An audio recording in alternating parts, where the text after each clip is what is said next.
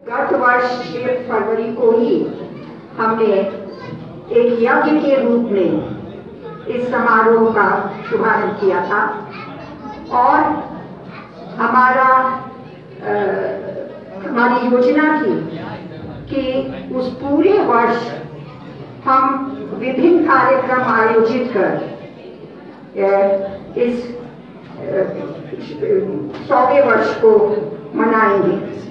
लेकिन जैसा कि आप जानते हैं, कोरोना पैंडेमिक के कारण जो अप्रत्याशित स्थिति उत्पन्न हुई, यह संभव नहीं हो सका और आज का भी यह कार्यक्रम जितने वृहद स्तर पर हम करना चाहते थे उतना नहीं कर पा रहे हैं।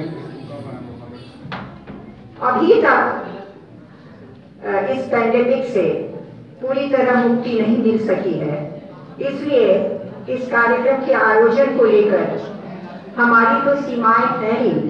हम ये भी जानते हैं कि हमारे आमंत्रित सम्मानित अतिथियों की भी अनेक कठिनाइयां रही होंगी, लेकिन इस सब के बावजूद उन्होंने हमारा निमंत्रण स्वीकार किया और यहाँ आकर हमारे इस अपनी गरिमामय उपस्थिति से हमारे इस कार्यक्रम की शोभा बढ़ाई। इसके लिए बिहार विद्यापीठ आपका अत्यंत आभारी है और हृदय से आपका स्वागत करता है।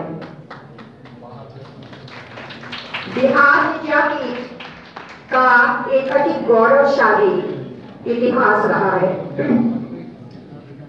और जैसा कि आपने देखा होगा, आज एक गोष्ठी का आयोजन है और विषय है स्वतंत्रता संग्राम में बिहार विद्यापीठ की भूमिका। लेकिन इससे पूर्व कि मैं इस विषय के विषय में कुछ कहूं, मैं इस स्थान सदाकत आश्रम, जो कि बिहार विद्यापीठ आरंभ के होने के पूर्व ही अस्तित्व में आ चुका था, के विषय में चंद बातें, किन हालात में किसके द्वारा ये आरंभ किया गया था, क्योंकि मैं समझती हूँ कि बिहार विद्यापीठ का अतीत अभिन्न रूप से सदाकत आश्रम से जुड़ा हुआ है और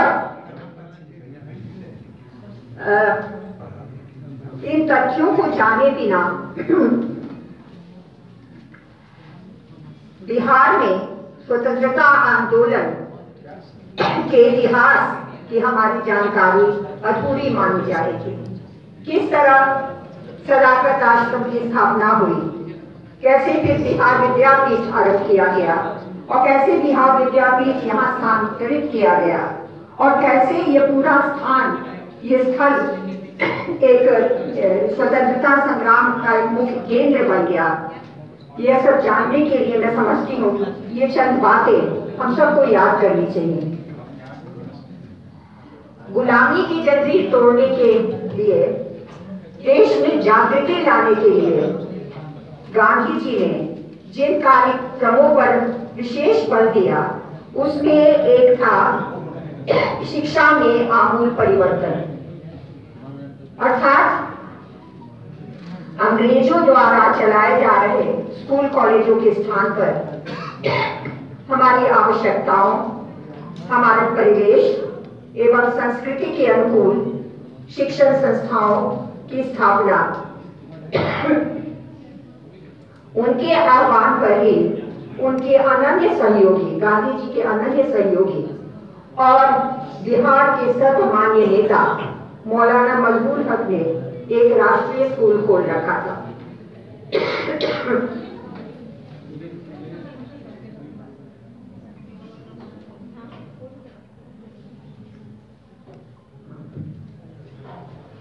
और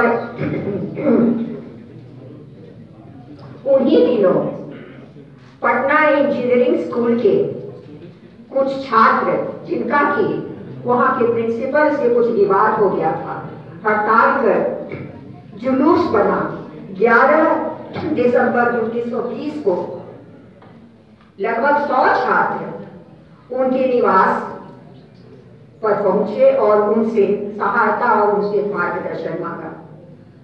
खाक साहब उन दिनों फ्रेजर रोड पर स्थित अपने आलीशान मकान सिकंदर मंजिल में रहा करते थे,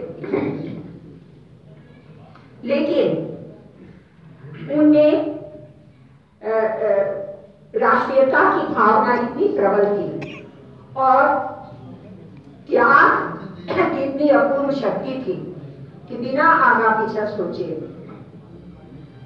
उन लड़कों को लेकर अपना वो घर छोड़ वे पटना दानापुर रोड पर स्थित इस स्थान पर, जो उन दिनों एक बागीचा, आम का एक बागीचा हुआ करता था, खेत थे चारों तरफ, और एक छोटा मकान था जो कि मौलाना साहब के किसी परिचित का था, तो उन सबको लेकर यहाँ आ गए। और जैसा कि राजेंद्र बाबू ने अपनी आत्मकथा में लिखा है, जाड़े का दिन था और गंगा किनारे यह स्थान था, जगह में सिलन थी, तो बहुत सी असुविधाएं थी, लेकिन इन सब की परवाह किए बिना मौलाना साहब यहाँ उन बच्चों के साथ यहीं रहने लगे। धीरे धीरे उन बच्चों की सहायता से तार के चटाइयों से कुछ झोपड़ियां बनाई गई और यहाँ एक कारखाना खोला गया, चरखों का एक कारखाना खोला गया। धीरे धीरे हम साहब ने अपने पैसों से ही कुछ मकान भी बनवाए और केवल वे लड़के ही नहीं, कुछ और लड़के भी आकर यहाँ शामिल हो गए और उनके साथ रहने लगे। हम साहब वही खाते जो मोटा खाते, जो बच्चे खाते थे, उसी तरह रहते, और यहाँ उन्होंने इस तरह शरीर श्रम पर आधारित जीवनोपयोगी शिक्षा का प्रबंध किया और इस स्थान को नाम दिया उन्होंने, एक अति सार्थक नाम दिया, सदाकत आश्रम। असहयोग आंदोलन के अंतर्गत गांधी जी ने जब सरकारी स्कूल कॉलेज के बहिष्कार की बात रखी, तो छात्रों के लिए राष्ट्रीय विद्यालय, महाविद्यालय और विद्यापीठ का विकल्प भी रखा और जगह जगह ऐसी राष्ट्रीय शिक्षण संस्थाएं खोली गई। यूनिवर्सिटी स्तर के विद्यापीठ भी आरंभ किए गए, जैसे कि जामिया मिलिया इस्लामिया, गुजरात विद्यापीठ, काशी विद्यापीठ आदि। पटना में भी एक राष्ट्रीय महाविद्यालय आरंभ किया गया, जिसके की राजेंद्र बाबू प्रिंसिपल बनाए गए और सरकारी कॉलेजों में कार्यरत अनेक योग्य प्रोफेसर अपना सिक्योर जॉब छोड़ यहाँ पढ़ाने आ चुके। लड़कों में, शिक्षकों में, सब में बहुत उत्साह था और इस तरह वो महाविद्यालय चलने लगा। लेकिन गांधी जी ने इच्छा व्यक्त की कि बिहार में भी एक विद्यापीठ होना चाहिए। राजेंद्र बाबू ने जैसा कि लिखा है, इस पर जब अर्थाभाव की समस्या उनके सामने रखी गई, तो उन्होंने कहा कि अगर काम ठीक से होगा तो रुपयों की कमी नहीं होगी। और तदनुसार नागपुर कांग्रेस के बाद जब वे दोबारा बिहार के दौरे पर आए, तो झरिया में करीब 50-60 हजार रुपए इकट्ठा कर उन्होंने राजेंद्र बाबू को ताड़ दिया कि वे यहाँ आ रहे हैं और ये यहाँ बिहार विद्यापीठ के उद्घाटन की तैयारी करें।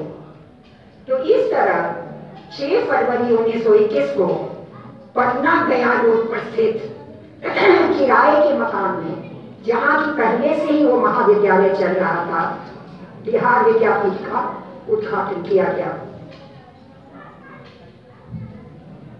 राजेंद्र बाबू ने लिखा है कि मौलाना मजरूल अब इसके चांसलर बनाए गए और 9 फरवरी 1921 के अंक में, उन दिनों सर्चलाइट यहाँ निकला करता था, तो 9 फरवरी 1921 के अंक में इस महत्वपूर्ण इवेंट की विस्तृत रिपोर्ट सर्चलाइट पेपर में छपी, जिसमें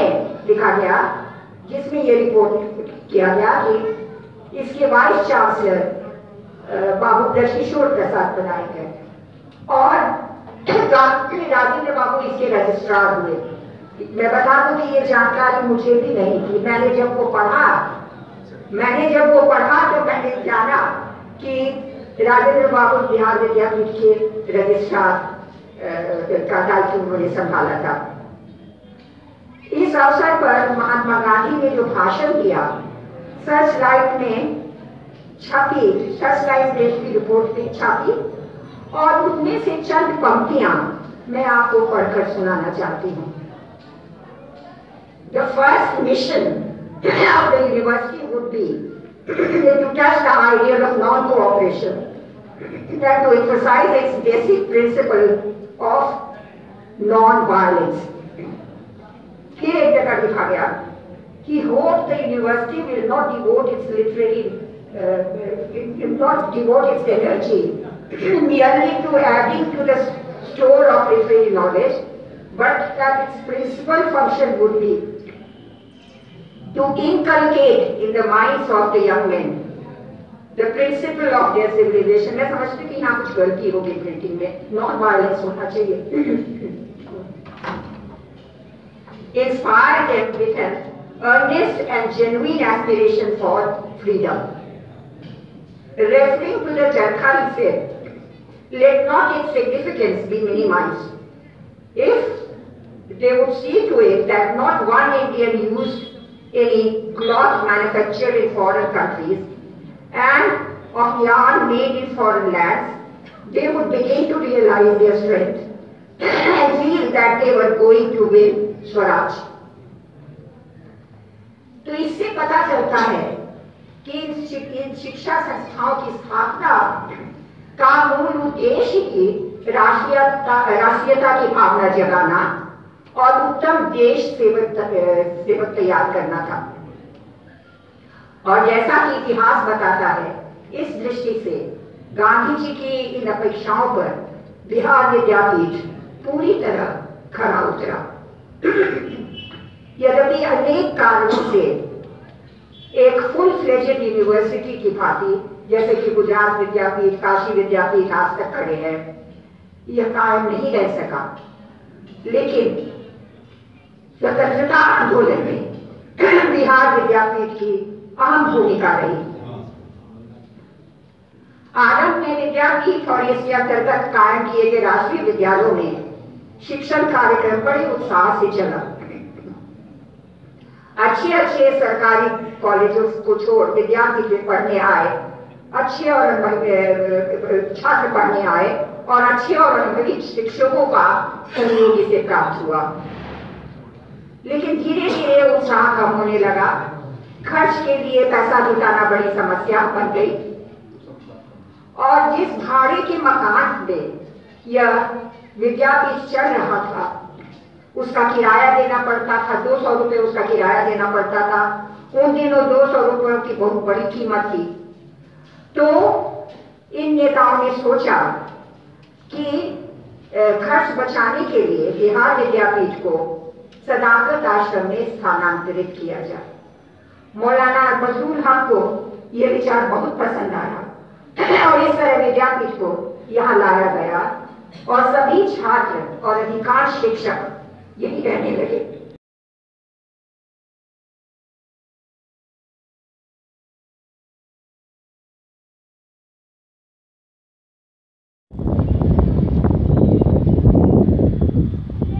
भारत माता की जय, भारत माता की जय। वंदे मातरम, वंदे मातरम, वंदे मातरम। जय हिंद, जय हिंद।